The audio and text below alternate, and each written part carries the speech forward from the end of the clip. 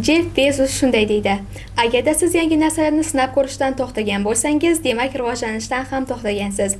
Assalomu alaykum hurmatli ustozlar, qadrli talabalar.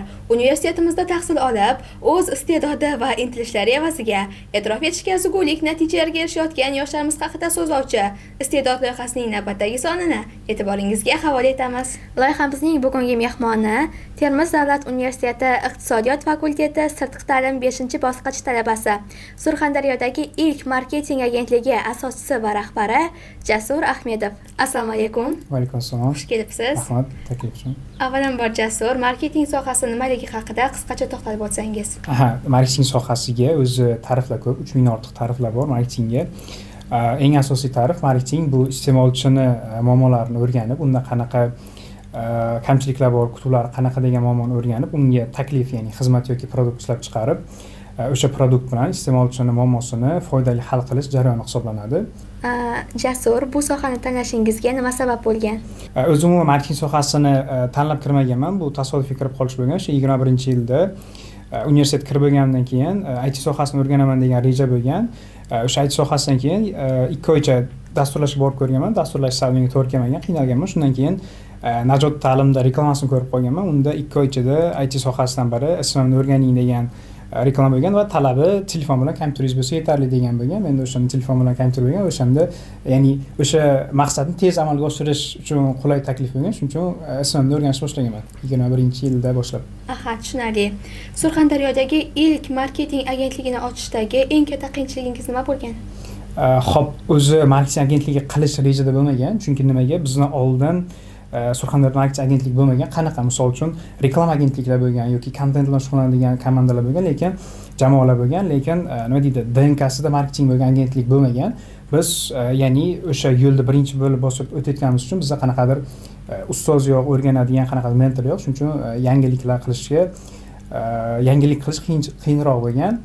Va biz agentlik qanaqa shakllangan? O'sha jamoamiz bo'lgan, 3-4 ta xodimlar bilan jamoa tarzida ishlab o'sha jamoa keyinchalik agentlik biznesiga aylanib ketgan. Demak, qiyin jihati bu ilk marta. Ya'ni birinchi marta bo'lganimiz uchun o'sha yo'lda biz birinchi bosib o'tayotganimiz uchun yangiliklarga ko'p to'qnash kelamiz odatda. Tushunarli. Deep marketing agentligingiz ko'rsatadigan xizmatlar o'zi nimalardan iborat? Hozir bizda asosan SMM xizmati bor. Bu bizneslarda qulayliklarini, bizneslarning qiymatlarini mijozlarga yetkazib beramiz. Kommunikatsiya qilib beradigan SMM xizmati bor. Undan tashqari hozir bizda bizneslar nomlarini yaqinda qo'shdik bu xizmatni, patentlab, ya'ni himoyalab beradigan xizmat bor. Va yaqin orada o'zi 2 ta yangi xizmat qo'shishni reja qilyapmiz. O'zi bu xizmatimiz avval bor edi, bu targeting xizmati. Mana Instagramda, Facebookda yoki qanaqadir platformada reklama ko'rib qolasiz. O'sha xizmat bizda avval bor edi. Jamoani, ya'ni hajmi yetmaganligi uchun, vaqtimiz yetmagani uchun olib tashlagandik vaqtincha. Mart oyidan o'sha xizmatimizni ham yaqinda qo'shishni reja qilyapmiz va undan keyin mart oyida yana qo'shiladi, mart oxiri aprellarda. Bu brending xizmati. Ya'ni Surxondaryodagi asosan 90% bizneslarga brending xizmati kerak. Ularni ranglari, shriftlari, umuman biznes ideologiyasini ochib beradigan hali vizual uslubi yo'q. Shuning uchun biz buni birinchilardan bo'lib targ'ib qilmoqchimiz bu bozorda. Jasur, universitetda o'qiyotgan yo'nalishingiz aynan shu marketing sohasidagi o'z faoliyatingizga qanday ta'siri bor? Xo'p, yo'nalishimiz iqtisod bo'lgani uchun o'zi marketing iqtisodiyotning ichidagi bitta sohasi hisoblanadi. Iqtisod bo'lgani uchun ichida biz buxgalteriyani, menejmentni yoki moliyani va shu kabi boshqa ilmlarni o'rganamiz. Bu marketingga yordamchi bilimlar hisoblanadi va har bitta o'zi har qanday loyihaga, misol uchun SMMda kelishuv qiladigan bo'lsak ham, biz o'zi qiziqaman biznesda hamma bo'limlari kirishga. Misol uchun menejmentiga ham, avtomatlashtirishiga ham, tizimiga ham, produktiga ham hamma bo'limga kirishga harakat qilamiz. Shuning uchun universitetda olingan ba'zi bilimlar o'sha biznesga kirib olish uchun, boshqa bo'limda kamchiliklarni yoki yutuqlarni topish uchun yordam beradi. Jasur, o'zi hozirgi kunda ommalashayotgan zamonaviy kasblar qaysilar? Shu haqida ham ozgina to'xtalib o'tsangiz. Xo'p, hozirgi kunda talabgor va zamonaviy kasblardan bittasi bu mobilografiya, SMM menejer mutaxassisligi yoki grafik dizaynerlar bor, dasturlash bo'lishi mumkin yoki hozir yana rivojlanayotgan sun'iy intellekt orqali kontent yaratib berish. Shu kabi mutaxassisliklarga hozirda o'zimizda va Toshkentda ham butun O'zbekiston bo'yicha talab juda yuqori. Ayniqsa bu talabalarga nimaga mos taraf, talabalar qulayligi qanaqa bu sohani. Talabalar darsda, ya'ni yarim kun darsda bo'ladi, yarim kun bo'sh bo'ladi. Odatda ko'p bizneslar, ko'p vakansiyalarda, ya'ni talaba bo'lmasin, biz ya'ni yarim stavkaga ishga olmaymiz degan talab bo'ladi. Shu holatda talabalar o'qishdan keyin ham yoki o'qish vaqtida ham bemalol ishlash mumkin. Ya'ni SMM menejer bo'lsa ham, mobilograf bo'lsa ham, aytaylik, syomkalarni qilib kelib, o'qishdan tashqari vaqtida, o'qish vaqtida ham bemalol ishlab o'tirish mumkin yoki agar vaqti bo'lsa, undan keyin ham borib uyida ishlab o'tirish mumkin yoki qanaqadir qulaylik tomoni shunda. Ya'ni boshqa vakansiyalarda bemalol grafiga talaba bo'lib turib, grafika to'g'ri keladi bu kasblarga. Shuning uchun tavsiya qilardik, iloji boricha o'qish davrida yana qanaqadir bitta zamonaviy kasbni o'rganib qo'yishni. Tushunarli. Ko'pgina zamonaviy kasblarni o'rgatuvchi kurslar ancha qimmat bo'ladi deb eshitganman. Aynan jumladan SMM sohasi ham. Bu sohani o'rgatuvchi qanday arzonroq yoki bepul usullarni bilasiz? Xo'p, arzonroq kurslarni ham topish mumkin, lekin iloji boricha bepullardan boshlash tavsiya qilinadi. Misol uchun, Najot ta'lim o'quv markazini Edfix degan loyihasi bor. Bu sayti bor, Edfix.uz deb qidirib ko'rishsa, unda birinchi o'zi marketingni bazaviy ilmi, bu copywriting ilmi, ya'ni matnlarni ishlash, maqola yozish ilmi, o'sha kursi bepul bor. Undan keyin Ustoz Aydi degan YouTube'da kanal bor, o'shanda mobilografiya kursi bor. Unda ham bemalol mobilografiyani noldan o'rganib, o'sha daromadga chiqadigan darajaga chiqish mumkin o'sha kurs orqali. Undan keyin Ustoz Aydi o'zida targeting kursi bor. Va mana yaqinda Aloqa bank tomonidan qilingan SMM Savodxon degan kurs bor. Bunda chuqurroq o'rgatiladigan mutaxassislar jalb qilingan, mentorlar bor, har bitta viloyatda o'zining mentori bor va bu ham bepul. Aytayotgan hamma resurslarim internetda bor, xohlagan vaqtlarida o'rganishni boshlashlari mumkin va barchasi bepul. Hamma mana shu aytgan kurslarni tugatib kelsa, uncha-muncha bozordagi hozir ishlab turgan SMM mutaxassislardan darajasi yuqoriroq bo'lishi mumkin. Ilmga tikilgan sarmoya eng yaxshi sarmoya deb bekorga aytishmaydi. Jasur aynan shu SMM sohasini o'qib o'rganib bo'lgandan keyin qanday qilib ish topsa bo'ladi?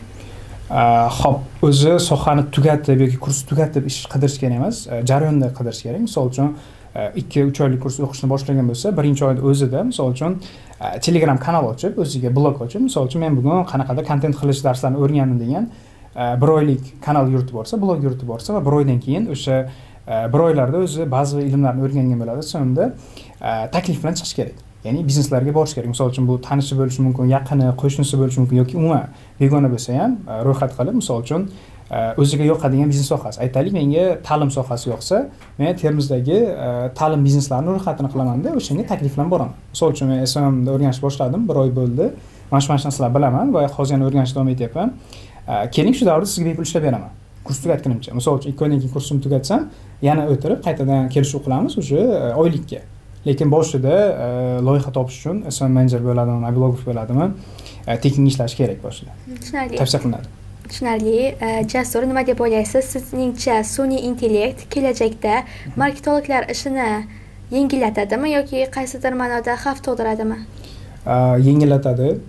Qanaqa mutaxassislarga xavf tug'dirishi mumkin? O'zi hali shakllanib ulgurmagan mutaxassis bo'lsa, ya'ni uni o'zi almashtirish oson bo'lgan mutaxassis bo'lsa, uni almashtirib qo'yish mumkin, lekin sun'iy intellekt yaxshi mutaxassis qo'lida bu eng zo'r yordamchi. Bu copywritingda, kontentlarda yoki bizda mana research deyiladi, desk research deyiladi, ma'lumotlarni izlashda yoki qanaqadir tadqiqotlar qilishda sun'iy intellektlar zo'r foyda beradi ma'lumotlar bazasi. Tushunarli. Marketolog, ya'ni marketing sohasini o'rganayotgan yoshlarga qanday tavsiyalar bera olasiz? Agar marketingni o'rganmoqchi bo'lsa, birinchi o'zlarini xarakterlarini bitta audit qilib olishni tavsiya qilaman. Misol uchun bizda sohamiz ko'proq insonlar bilan ishlash bo'lgani uchun, agar unda kommunikatsiya ko'nikmas bo'lmasa, bu sohada qiynalib qolish mumkin. Muloqot qilish, odamlar bilan chiqishib ketish, ya'ni kirishimlilik ko'nikmas bo'lmasa, qiynalib qolish mumkin. Undan keyingisi bu sohada qayta harakat qilish kerak. Ya'ni bittada o'xshab ketadigan bo'lmasligi mumkin. O'shanda agar yana unda bitta harakat qilib motivatsiya tushib qoladigan xarakterli inson bo'lmasa, o'rganish boshlash mumkin. Bu aytgandaqa bazaviy kurslar bilan, ya'ni birdan marketingga kirish boshida qiynalib qolish mumkin. Shuning uchun copywriting, SMM, mobilografiya, targeting va o'sha bosqichma-bosqich chiqib borgani foydaliroq. Demak, bosqichma-bosqich o'rganish kerak. Va sizga yuzlamoqchi bo'lgan so'nggi savolimiz, Termiz davlat universiteti siz uchun? Termiz davlat universiteti men uchun birinchisi networking. O'sha 5 yil davomida ko'p yaqin insonlar orttirdim, tanishlar, undan tashqari ustozlar. Ustozlar bilan ham universitetdan tashqari hayotda ham yaqin bo'lganmiz. Ular bilan fikr almashib turamiz, ba'zi loyihalarda hamkorlik ham qiladigan o'qituvchilarimiz bor. Asosan universitet beradigan bu networking, ya'ni men uchun hamma har xil hissiyot yoki nimadir olish mumkin, qiymat olish mumkin universitetdan. Menga berilgan eng yuqori qiymat bu networking bo'lgan universitet. Demak, chiqishib ketish. Tanish bilish orttirish. Jasur, tashrifingiz uchun rahmat. O'ylaymanki, bu son SMM sohasiga qiziquvchilar uchun juda foydali bo'ldi. Taklif uchun rahmat. Sog' bo'ling. Sizlar bilan Iste'dod loyihasining navbatdagi soni edi. Sahifalarimiz orqali bizni kuzatishda davom eting. Xayr, salomat bo'ling.